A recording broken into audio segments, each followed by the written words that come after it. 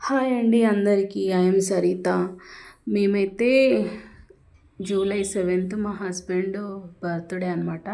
ఆ రోజు డిసైడ్ అయిపోయాం ఇంకా యాదగిరిగుట్ట వెళ్ళాలని, నరసింహస్వామి దర్శనం చేసుకోవాలని మా జీవితంలో రాసి పెట్టినట్టుంది ఆ రోజు. సో అందుకే డిసైడ్ అయిపోయి వెళ్ళిపోయాం.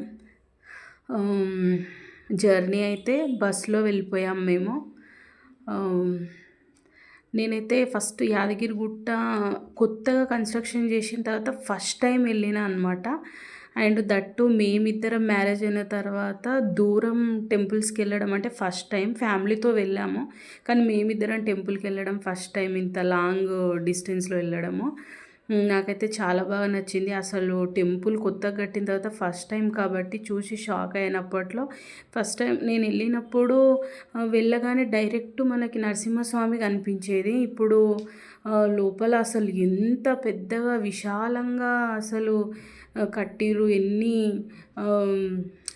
విగ్రహాలను ప్రతిష్టాపన చేసిరు. అసలు లోపల చూస్తే మన కళ్ళు మిరిమిట్లు గొలిపేటట్టున్నాయి. అసలు ఎంత బాగున్నాయంటే నాకైతే చాలా నచ్చింది. లోపలికి వెళ్ళిన తర్వాత అదొక స్వర్గంలో తిరుగుతున్న ఫీలింగ్ అనిపించింది.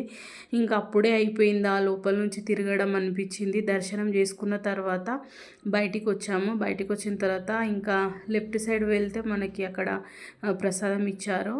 ఇచ్చిన తర్వాత మనం కిందకు వెళ్ళడానికి కూడా మంచి వెహికల్ అరేంజ్ చేశారు.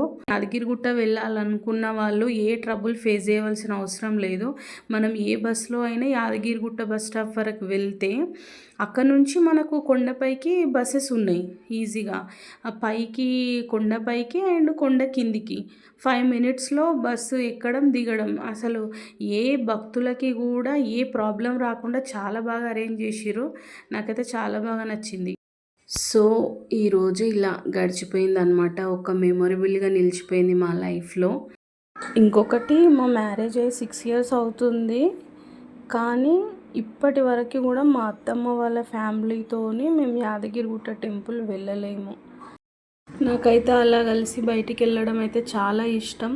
చూద్దాం ఎప్పుడు వీలవుతుందో, దేవుడు ఎప్పుడు కరుణిస్తాడో. కలిసి వెళ్ళే రోజు తొందరగా రావాలని దేవుని కోరుకుంటున్నాం. Thank you.